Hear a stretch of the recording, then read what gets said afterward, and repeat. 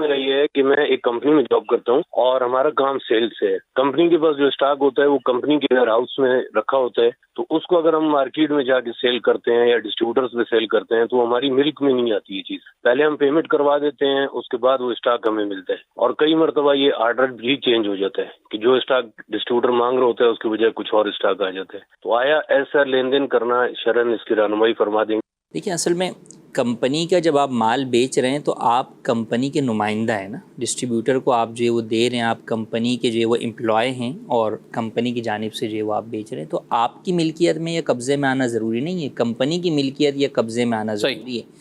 Company نے وہ مال خرید لیا ہے اور خریدنے کے بعد اس کے کسی بھی ویئر ہاؤس کے اندر موجود ہے, تو اب کمپنی یا کمپنی کے جو نمائندگان ہیں وہ آگے جو ہے وہ ایگریمنٹ بھی کر سکتے ہیں, سیل بھی کر سکتے ہیں اور ڈائریکٹ وہاں سے ڈیلیور بھی جو ہے وہ کروا سکتے ہیں. ہاں کوئی ایسا آئٹم ہے جو کہ کمپنی میں شارٹ ہے, کمپنی نے پیچھے سے جو ہے وہ کسی سے منگوایا ہے, ابھی تک ان کمپنی تک پہنچا نہیں ہے, یا کمپنی نے ابھی آرڈر ہی نہیں دیا ہے, اور اب آپ جو ہے وہ آگے والے سے جو ہے وہ سیل ایگریمنٹ ان کے ساتھ کر لیتے ہیں, تو یہ جائز نہیں ہے کیونکہ وہ چیز ابھی کمپنی کی ملکیت میں بھی نہیں ہے اور اس کے قبضے میں بھی نہیں ہے.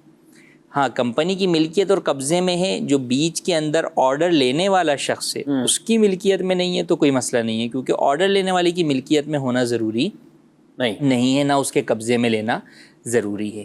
ہاں جب ڈسٹریبیوٹر خریدتا ہے تو ڈسٹریبیوٹر چونکہ اگرچہ وہ کمپنی کا تو آفیشیل ایک وہ ہوتا ہے ڈسٹریبیوٹر, لیکن در حقیقت وہ پرچیز کرتا ہے. وہ خود جو ہے وہ کمپنی کا بروکر ایجنٹ نہیں ہوتا, بروکر یا ایجنٹ نہیں ہوتا وہ, تو وہ الگ سے جو ہے وہ بائر ہوتا ہے.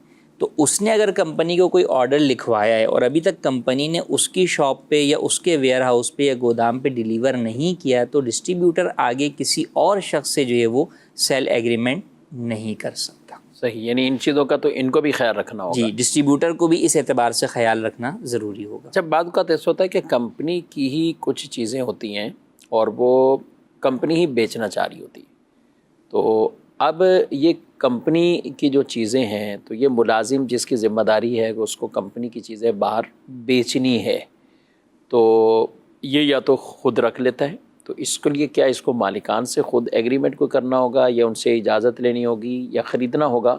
ایک سوال تو یہ. دوسرا یہ تھا کہ کمپنی کے لیے یہ خریداری کرتے ہیں, اس کا کام ہی کمپنی کے لیے خریدنا.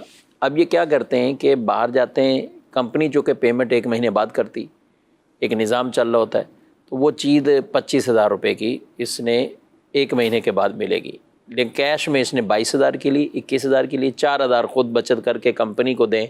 اس کو کیا دیکھتے ہیں آپ, کیا کہیں؟ دیکھیں یہ جو دوسری صورت آپ نے کی یہ پرچیزر کی حیثیت ہے کہ یہ پرچیزر ہے کمپنی کا, اس کو کمپنی کے بہاف پر جو ہے وہ چیزیں جو ہے وہ خریدنی ہے. تو اب یہ جتنے میں چیز خریدے گا اتنے کا ہی بل جو ہے وہ کمپنی کو یہ شو کرے گا. صحیح ہے. اور اتنے ہی پیسے یہ کمپنی سے لے سکتا ہے. اور پھر اس میں جب یہ خود کرتے ہیں, جب اپنا پیسہ یا کسی بھی انویسٹر کا یہ پیسہ بیچ میں انوالو کرتے ہیں, تو ایسی صورت کے اندر بھی یہ صرف ایک اتنا سا مسئلہ نہیں ہے بلکہ اس میں کئی گناہوں میں یہ پڑتے ہیں. اول تو یہ ہوتا ہے کہ بل, اب 22,000 کا انہوں نے خریدا, بل یہ بنوائیں گے 26,000 کا دکاندار سے, تو ایک تو یہ اس سے جھوٹا بل بنوائیں گے, فیک بل بنوائیں گے. پھر جو چیک بنوائیں گے کمپنی سے وہ کس کے نام کا بنائیں گے, وہ اسی شاپ والے کا بنوائیں گے جس کا بل ہے.